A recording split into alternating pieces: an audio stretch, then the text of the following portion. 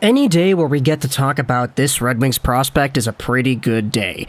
And because we had ourselves an article published on Detroit Hockey Now, going over a few updates on this specific player, I thought, hey, why not go out there in the spirit of the Traverse City Prospects Tournament, as well as the Prospect Summer Challenge going on in Buffalo, and all the other prospect showcases we've been seeing in the NHL the past few days, and talk about one of my favorite draft picks in the first round of the 2022 draft. However, in this video, we're not going over to any of these tournaments because this guy is not playing for the Detroit Red Wings in Traverse City. Nah, he's suiting up for the Rögle BK in both the Swedish Hockey League as well as the Champions Hockey League in Europe. Today, we're talking about Detroit Red Wings' 8th overall pick in the 2022 draft, Marco Kasper. And as I said off the top, anytime we get to talk about Kasper, it's a pretty good day, so I wanted to go out there and use this opportunity pretty nicely on this prospect. The reason we're talking about Kasper is because of his performance at the Champions Hockey League, as well as what he has done so far with Rögle in the SHL. Not to mention the fact that we had ourselves an article by Bob Duff yesterday on Detroit Hockey Now, talking about how Swedish pundits are high on Red Wings prospects. This article will be linked in the description if you want to go ahead and read it. It doesn't go over just Kasper, it goes over a few other Red Wings SHL talents, but Kasper is the main one that I wanted to focus on here. The article opens up by talking about how some former SHL players are now suiting up in Traverse City. You have Simon Edvinsson, Albert Johansson, Elmer Soderblom, you know the names. But the SHL regular season has gotten underway, and Swedish hockey pundits are projecting big things again from Detroit Red Wings prospects such as Marco Kasper and William Wallinder. Here is a tweet from Ice Hockey Gifts from earlier in the week, talking about how after the preseason and the first round of Champions Hockey League games, you have yourselves a point production list for Rögle that looks like this. William Wallinder has 7 points, 0 goals, 7 assists. Adam Tambellini has 3 goals and 5 assists for 8 points. And Marco Kasper has 4 goals and 4 assists.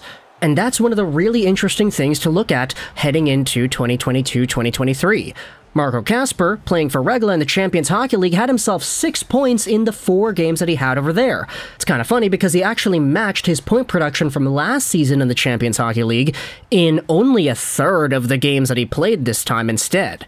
Not to mention the fact that so far in the SHL he has 1 assist in the 1 game that he's played in the regular season, making his projection kind of funny. He's projected to getting 0 goals and 52 assists in 52 games played and 52 plus-minus rating. It's kind of funny how the projections work so far early in the season, but still, Marco Kasper has gone out there and showcased very well in the preseason, the regular season so far, and in the Champions Hockey League. Being over a point per game in the CHL is a very impressive feat, especially for a guy who's only 18. Take a look at what Sanny Lindstrom of Sweden Sport Expressen talks about when it comes to Kasper's work. He's seen Kasper play a major role with Rögle this season. Austrian super talent Marco Kasper is a player to keep an eye on, Lindstrom writes. During the playoffs last year, Kasper was one of Rögle's best players, and a lot says that he will be able to take over there this year. From what I've seen from Kasper during the Champions Hockey League so far, where he had those 6 points in 4 games, he has every opportunity to make a real impact this season. I don't see it as an impossibility at all that Kasper can score between 30 to 40 points this year. Sportbladet's Thomas Roos also likes Kasper and Frölunda's Daura Nilsson, but with a caveat. Kasper and Daura Nilsson are dependent on their surroundings, Roos writes, but if they take opportunity with the right players, the points will come. And might I remind you, when it comes to teenagers producing high amounts of points in the SHL, when Lucas Raymond was drafted by the Red Wings in 2020, the season after wherein the guy was 18, he only had 18 points in 34 games. Now, I know Frölunda is a really good team, and he was played in not really the best position. He was kind of given some middling ice time, and it wasn't really the best spot for him to go out there and dominate the team like Marco Kasper was doing in the playoffs last year for Rögle, wherein he had 6 points in 13 games. But just the hard numbers, number to number from person to person, Marco Kasper has an opportunity here to have a better Draft Plus One SHL campaign than Lucas Raymond. Now, Raymond, as we know, he is so good everywhere. He is responsible defensively. He has a motor. He has skills. He reads the play well. He does a lot of things very nicely. And while I don't doubt that Marco Kasper doesn't really have the same offensive ceiling as Raymond does, Kasper, in and of himself, is still a very good hockey player too. Let's go over to the scouting report and read what Kasper is like according to the folks from Elite Prospects. Marco Kasper is physical and capable along the boards. Even in terms of manipulation, he recognizes the angle of defenders coming at him, and he knows how to beat them and escape them. He passes to the right areas, knows the next logical play in offensive progression, he goes to the net hard and often, and with a purpose to screen, rebound, and score. He has a good first touch, and he takes the puck inside when possible, which leads to the next play. Here is the Dobber Prospects report from Marco Kasper. He's a responsible two-way forward who plays with pace.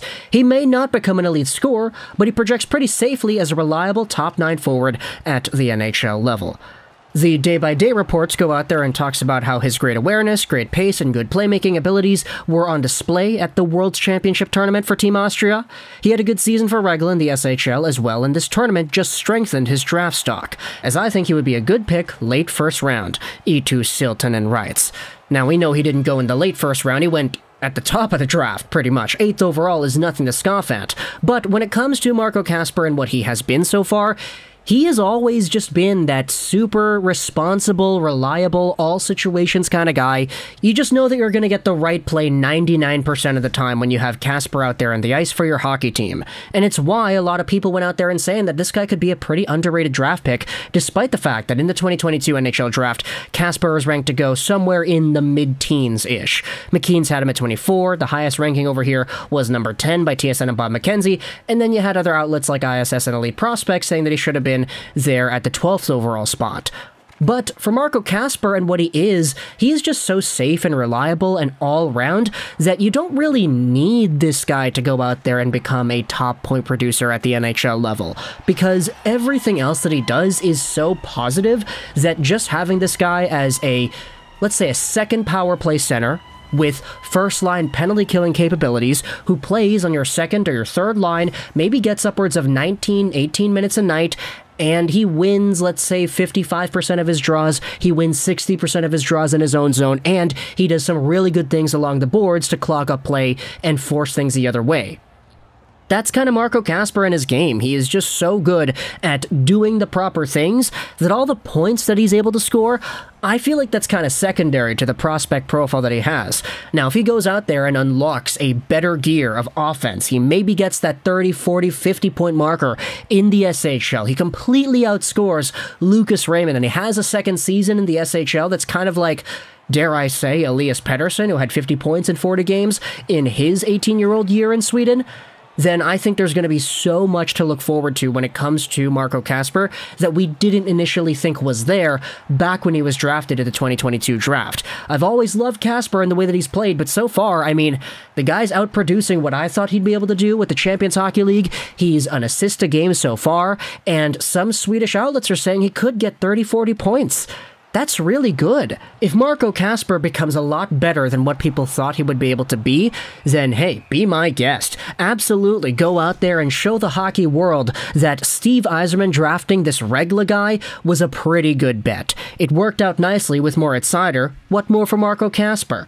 Now, for all the Red Wings fans that are out there watching this video, because I know you're out there, we do have ourselves some pretty interesting news about the accessibility of Swedish hockey games, because we actually did see ESPN partner up with the SHL earlier, I believe it was like last week or something, and so now SHL games are going to be available if you do have that specific ESPN package, that in which I don't know what it is, but you're going to have to do your own research.